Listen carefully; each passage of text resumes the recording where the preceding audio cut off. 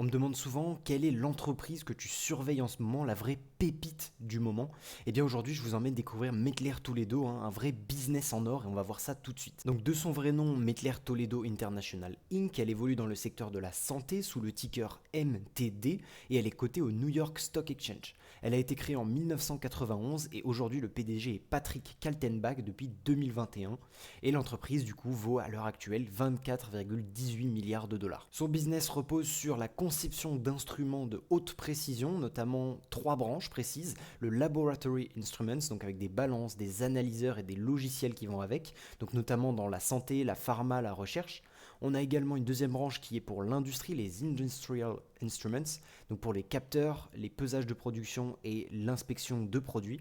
Et enfin la troisième branche, la Retail Food, qui elle est plutôt pour les systèmes de pesée et d'étiquetage pour les points de vente. Sa proposition de valeur principale, c'est vraiment la fiabilité de ses produits qui sont reconnus et qui offrent une conformité stricte aux normes internationales qui sont essentielles notamment dans certains secteurs, notamment la chimie, la santé, etc. Mais elle dispose également de solutions complètes, c'est-à-dire la création d'instruments, mais également elle fournit des logiciels basés sur ces instruments, donc fortement intégrés, et également des services de conformité comme de la maintenance, etc.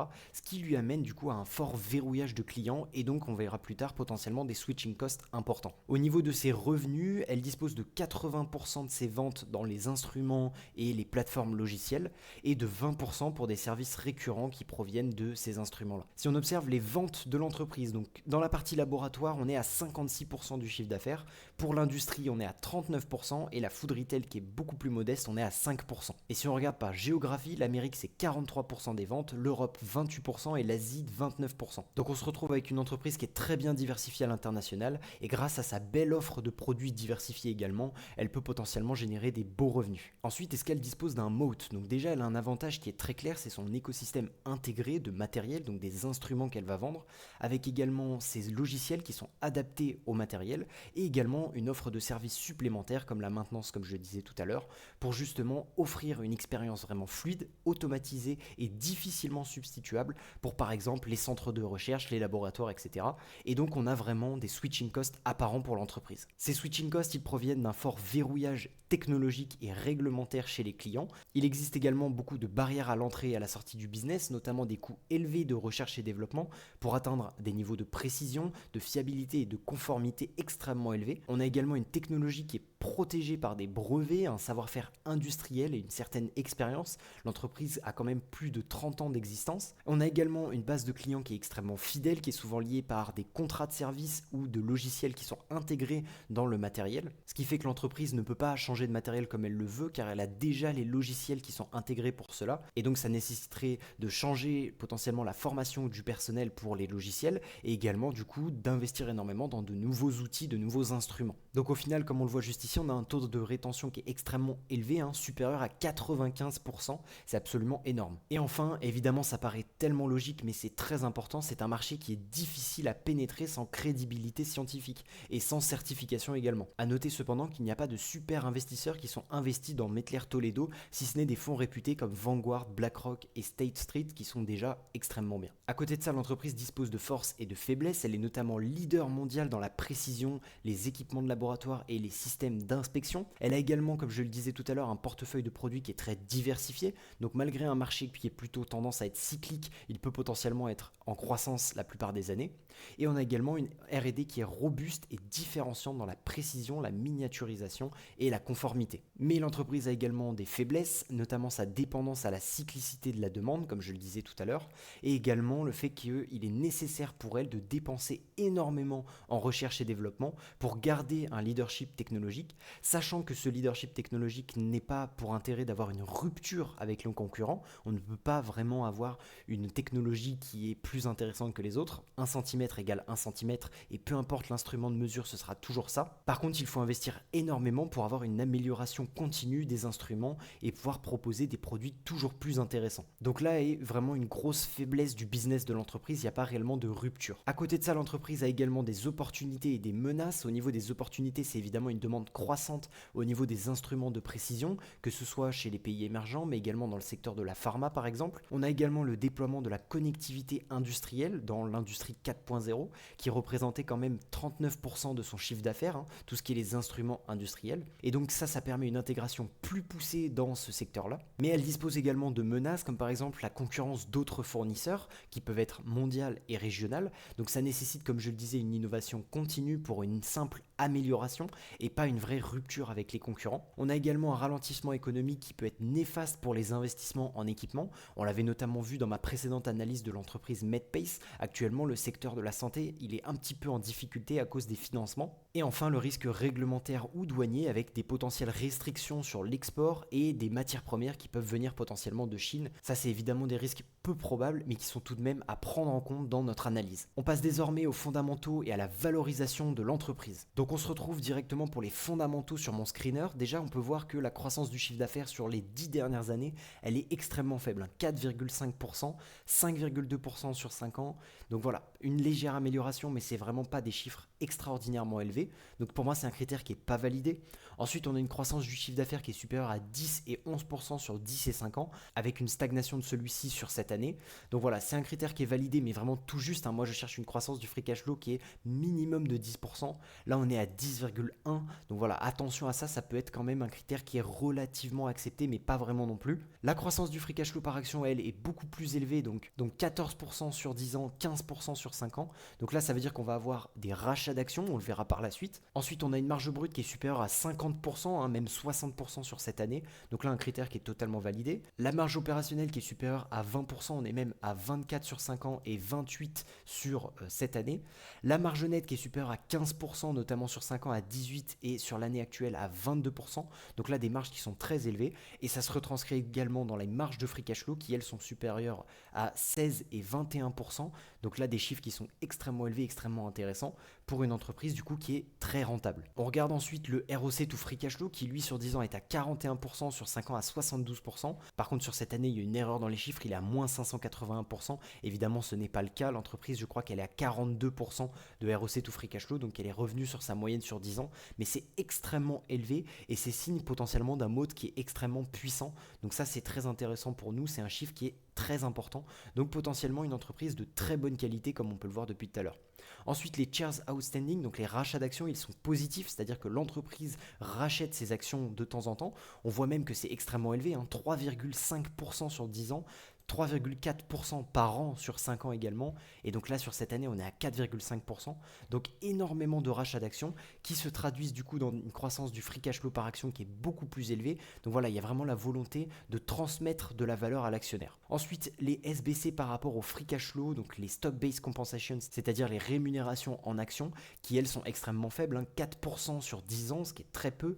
3% sur 5 ans. Et là, on est même passé à 2,3% sur cette année. Et bien voir des SBC to free cash flow à 2,3%, c'est vraiment très encourageant. Ça veut dire que l'entreprise arrive à restreindre ses rémunérations en actions. Pareil pour le CAPEX par rapport au free cash flow, 26,8 il y a 10 ans, c'est assez élevé, mais désormais on est à 18,9 puis 11,8%. Et bien 11,8% de CAPEX par rapport au free cash flow, c'est quand même très intéressant. Ensuite, la dette nette sur free cash flow, donc là il faudrait seulement 0,1 an pour rembourser la dette, 0,5 ans pour 5 ans, et en ce moment on n'a même plus de dette nette. Et enfin on a du coup une performance qui sur 10 ans est à hauteur de 13% par an, donc qui doit battre un S&P 500. Par contre sur 5 ans 8,5%, donc un peu plus faible, et notamment sur un an on est à moins 20%, donc potentiellement une opportunité. Comme on peut le voir ici sur 5 ans, voilà, on a une augmentation de 50%, ce qui est quand même relativement faible, et on voit que voilà, depuis le 31 décembre 2021, l'entreprise n'a fait que ranger, c'est-à-dire qu'elle n'a jamais redépassé ce all-time high, et notamment si on regarde depuis un an, voilà, on a une performance négative avec potentiellement, voilà, si on regarde le plus haut de mai 2024, une performance de moins 23,5%, et on est même descendu à moins 32% quasiment. Donc voilà, beaucoup de descente actuellement, l'entreprise qui a un peu de difficulté, et sur le maximum d'années, voilà, on voit ce range, et donc potentiellement, on va voir ça tout de suite, une réaccélération, et donc on va voir si c'est un prix intéressant pour l'entreprise. Donc là, on se retrouve pour l'onglet valorisation. Donc j'ai entré le ticker, le nombre d'actions, le cash, la dette et également les cash flows de l'entreprise. Ça nous donnera du coup un prix d'achat par rapport au prix actuel. Mais d'abord, il faut rentrer le price to free cash flow dans 10 ans et la croissance du free cash flow. Donc au niveau du price to free cash flow, déjà on peut voir que l'entreprise, eh bien actuellement elle se vend à 28 fois le price to free cash flow, ce qui est quand même assez élevé, mais comme on peut voir, hein, depuis 2010, on est sur une entreprise qui est au-dessus de 20 fois le price to free cash flow.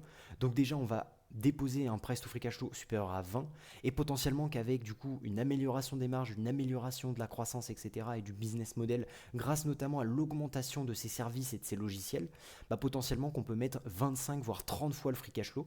Après je pars du principe que 30 fois, voilà, on est à peu près ici, donc c'est quand même assez récent. On est passé de 2016 à 2023, donc pendant 7 ans sur un price to free cash flow supérieur à 30, mais j'estime pas forcément ça sur les prochaines années. Je pense quand même que l'entreprise reste assez restreinte. On évolue dans un marché de niche, elle peut pas forcément aller chercher des croissances à 10-15%. Donc voilà, pour moi c'est plutôt ça. Je mettrai pas 30 fois le price to free cash flow, mais plutôt 25 fois pour être relativement optimiste tout de même. Je cherche pas à être prudent ici, mais vraiment faire une analyse de base. Donc 25 fois le price to free cash flow, ça me paraît correct. Et ensuite une croissance du free cash flow, donc qui, si on regarde le passé, a été de 10%, ensuite 11%. Donc on pourrait s'imaginer un critère, on va dire, optimiste, c'est-à-dire 13% de croissance du free cash flow.